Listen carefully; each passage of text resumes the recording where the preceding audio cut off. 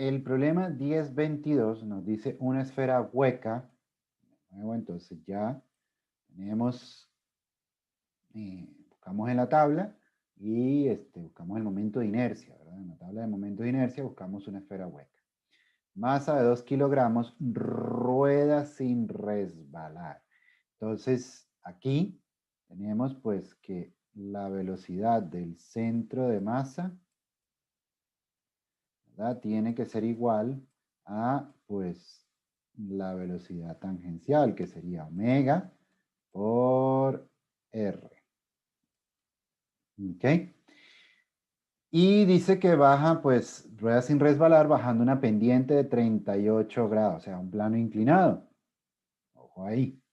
¿Verdad? Entonces dice, ¿cuál es la aceleración? ¿Cuál es la fuerza de fricción? ¿Y cuál es el coeficiente de fricción mínimo para que no resbale? O sea, para que cumpla esta condición. Pero, ojo, nos están pidiendo la aceleración. La aceleración del centro de masa también la podemos asociar a la condición de rodar sin resbalar, ¿verdad? O sea, que es muy probable que necesitemos utilizar la condición de rodar sin resbalar, pero desde el punto de vista de la aceleración del centro de masa. ¿Ok? Entonces, pues, si nosotros tenemos la velocidad del centro de masa, esto, ¿qué pasa si derivamos la velocidad del centro de masa? Obtenemos la aceleración del centro de masa, ¿no? Y pues si aplicamos la derivada de esta ecuación, la única que se ve afectada es esta que está aquí, porque R es fijo. Estamos utilizando o estamos trabajando con cuerpos rígidos, ¿ok? Entonces R es fijo. Entonces, pues la velocidad angular o la rapidez angular se ve afectada por la derivada. Entonces, derivando la velocidad del centro de masa nos da aceleración del centro de masa, derivada con respecto al tiempo. Entonces, la derivada de la velocidad angular, pues sería la aceleración angular. Y entonces aquí tienen pues la condición de la aceleración del centro de masa, o perdón, mejor dicho, la condición de rodar sin resbalar desde el punto de vista de la aceleración del centro de masa. ¿Ok? Entonces, ¿y por qué lo menciono? Porque pues si nos están pidiendo aceleración, es la aceleración del centro de masa y nos dan esta condición, pues es muy probable que haya que utilizar esto que está aquí, ¿verdad? Entonces, pues nos preguntan eso y después cómo cambiaría esto que está aquí, ¿verdad? ¿Cómo cambiarían las respuestas de la parte A si la masa se duplicara a eso? Esta parte pues se las dejo a ustedes para que la piensen. ¿Qué pasa si se aumenta la masa? O sea, hay que ver cuál de las cuál de los resultados, ¿verdad? Depende del valor de la masa. Si alguno de los resultados no depende del valor de la masa, o sea, si alguno de los cálculos para, qué sé yo, aceleración, a la fuerza de fricción, el coeficiente, no depende de la masa, entonces no cambia. Y si depende de la masa, pues cambia entonces proporcional a la masa. ¿Ok? Entonces, pues veamos cómo se resuelve. Entonces, bueno, ahí tenemos, ¿verdad? Nuestros datos, la esfera hueca, este es el momento de inercia de la esfera hueca. ¿Okay? Rueda sin resbalar. Entonces, otra de las cosas que podemos entender o podemos ver de rodar sin resbalar es que en el punto de contacto entre la esfera y la superficie, ¿okay? El punto este que está aquí, no hay movimiento. Recuerden y vean pues la combinación de un movimiento de rotación con movimiento de traslación cuando se cumple la condición de rodar sin resbalar. En el punto de contacto no hay movimiento. ¿Okay?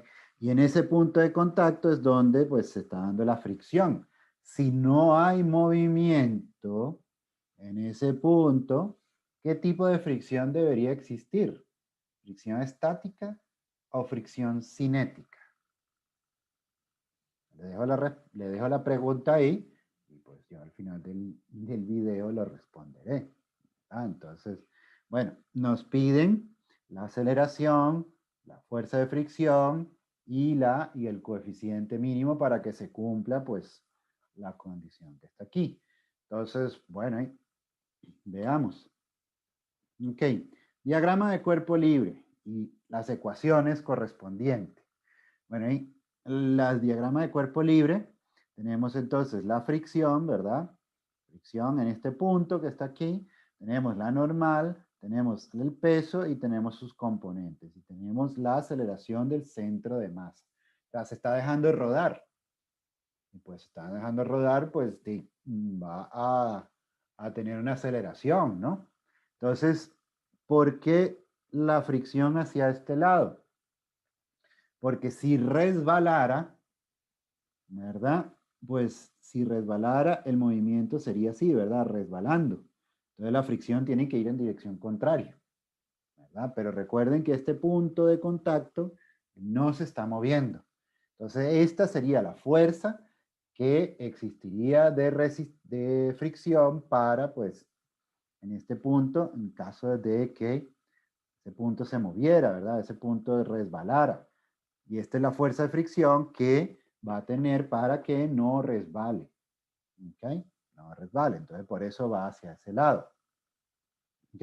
Entonces, si hacemos la sumatoria de las fuerzas en X, lo que tenemos es pues, la componente X que va positiva en la misma dirección, ¿verdad? Del movimiento y menos la fuerza de fricción igual a masa por aceleración del centro de masa. Estamos aplicando la segunda ley de Newton, ¿verdad? Para el movimiento traslacional, ¿ok? El movimiento lineal.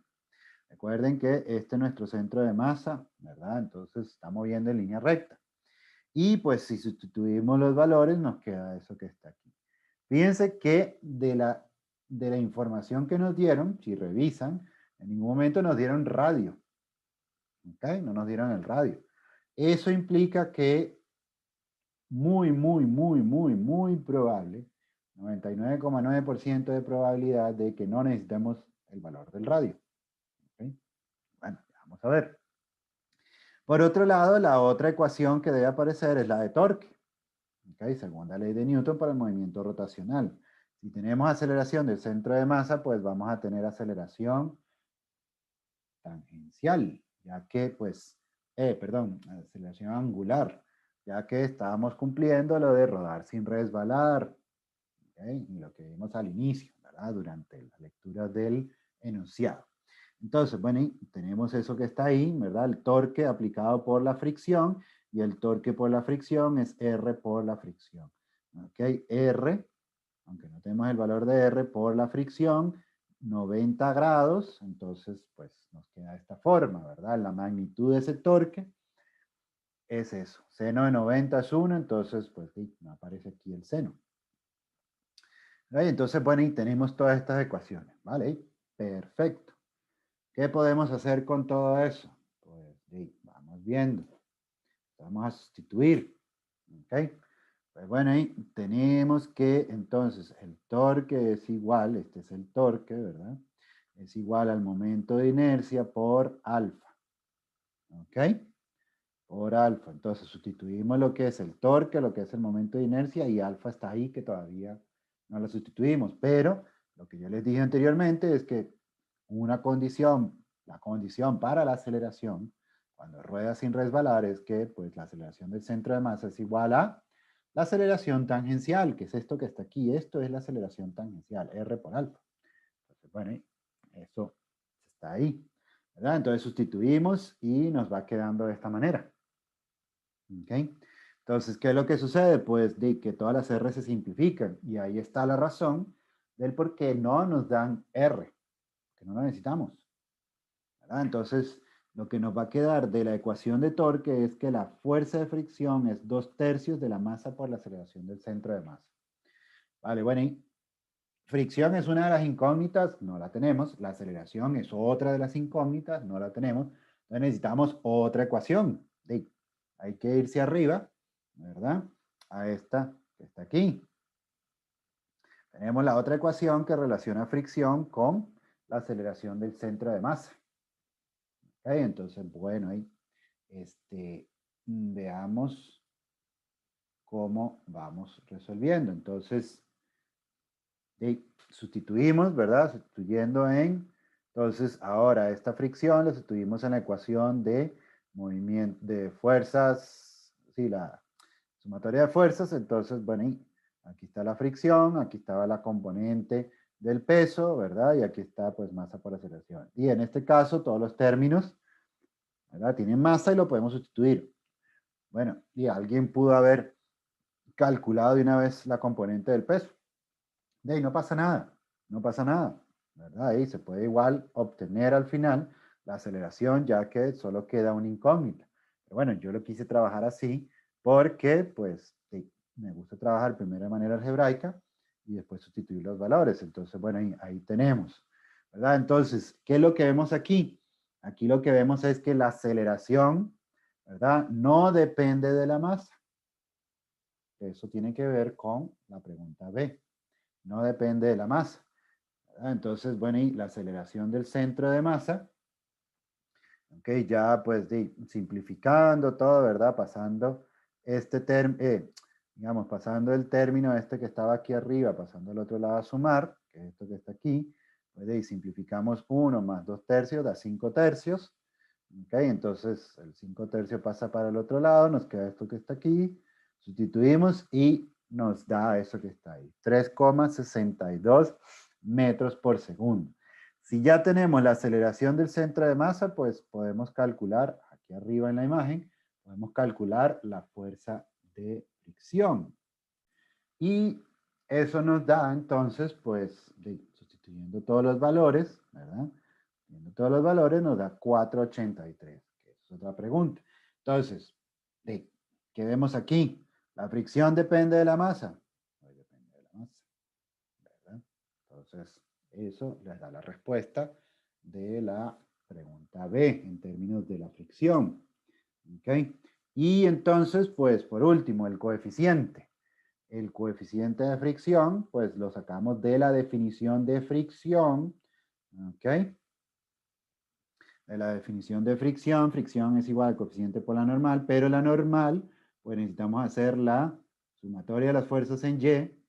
Entonces, normal menos el peso en Y, la normal, o sea, sí, la componente Y del peso, pues discutimos los valores, la normal nos da 15,5 newtons.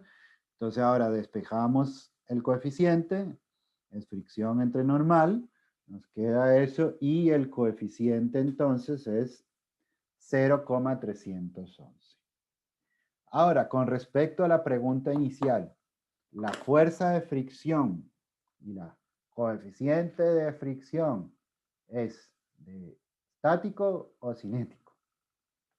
Como el punto de contacto no se está moviendo, o sea, digamos, la percepción es que no se mueve cuando la condición es rodar sin resbalar, entonces lo que tenemos es que, pues, la fricción, ¿verdad? La fricción que está aquí es,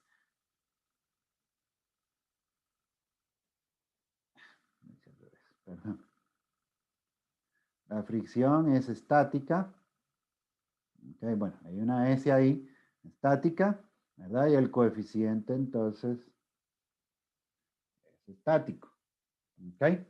Coeficiente de fricción es estático y la fuerza de fricción es estática, porque el punto de contacto no se mueve. ¿Okay? En el momento, en el punto de contacto entre la esfera y la superficie no hay movimiento. Entonces, pues sí, es estático. ¿Okay? Entonces, bueno, este sería el problema 10.22.